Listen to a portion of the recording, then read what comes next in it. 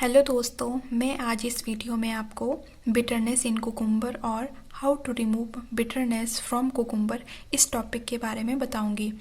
आप लोग खीरा तो खाते ही होंगे, कुछ खीरे कड़वे होते हैं, तो माइंड में ये क्वेश्चन ज़रूर आया होगा कि खीरा कड़वा क्यों होता है।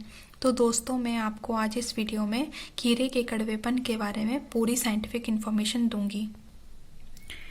और अगर आप खीरे की खेती कर रहे हैं तो इस कड़वेपन से होने वाले नुकसान भी आपको बता देती हूँ।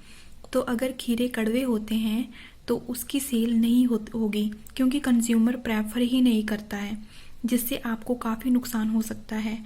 तो दोस्तों, वीडियो स्टार्ट करने से पहले मैं आपको वीडियो का कंटेंट बता देती हूँ। सबसे पहले हम बात करेंगे कि खीरा कड़वा क्यों होता है, फिर मैं आपको मेटाजीनिया इफेक्ट और पार्थिनोकार्पिक कुकुम्बर के बारे में बताऊंगी। साथ ही कड़वेपन को कैसे दूर करें ये सुझाव भी दूंगी। चलिए स्टार्ट करते हैं दोस्तों। सबसे मेन क्वेश्चन कि खीरा कड़वा क्यों होता है। Bitterness in cucumber. तो मैं आपको बता दूं, खीरे के कड़वेपन के लिए कुकुरबिटेसिन सी कंपाउंड रिस्पॉन्सिबल होता है, और कुकुरबिटेसिन की मात्रा पौधे की जीनोटाइप या फिर प्राकरण पर निर्भर करती है, जिसे हम मेटाजीनिया इफेक्ट भी कहते हैं। तो अब मैं आपको मेटाजीनिया और खीरे के संबंध भी बता देती हूँ। जैसा कि आपको पता है कि कुकुम्बर जो है वो हाईली क्रॉस पॉलिनेटेड क्रॉप है, मतलब इसे फर्टिलाइजेशन के लिए दूसरे फलों से प्राकरण चाहिए होते हैं। इन्हीं प्राकरण के इफेक्ट को हम मेटाजीनिया इफेक्ट कहते हैं। दोस्तों,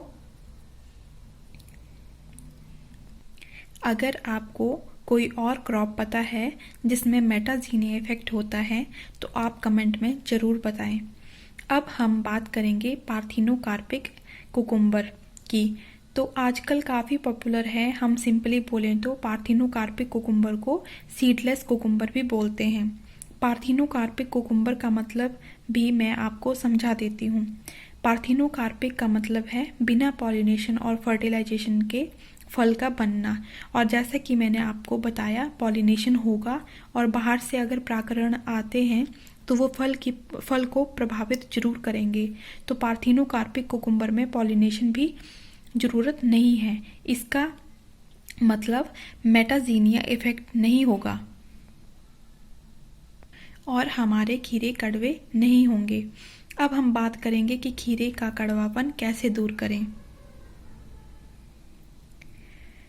तो दोस्तों, आप जब भी खीरा काटते हो, हमेशा ऊपर वाले हिस्से को काटकर आपस में रगड़ लेंगे।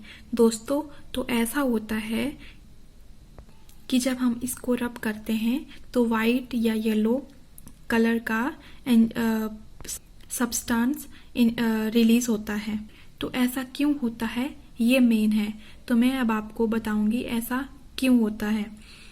जब हम खीरे को आपस में रगड़ते हैं तो इसमें से इलेस्टिस एंजाइम निकलता है, तो कुकुरबिटेसिन का ब्रेकडाउन कर देता है। अगर आप खीरे की खेती कर रहे हैं तो खीरे कड़वे ना हों, इसके लिए आप क्या कर सकते हैं। इसके लिए मैं आपको सुझाव दूंगी कि आप खीरे की खेती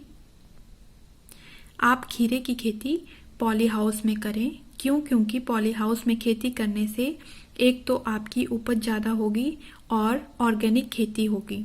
अगर आप सोच रहे होंगे कि ऑर्गेनिक खेती का पॉली हाउस से क्या लेना देना है, तो दोस्तों मैं आपको बता देती हूँ कि अगर आप पॉली हाउस में कोई भी चीज़ उगाते हैं तो उसमें आप कितने भी केमिकल यूज़ कर लें, वो ना के बराबर होते हैं, क्योंकि उसमें ना कोई इंसेक्ट ना कोई डिजीज़ के चांस होते हैं।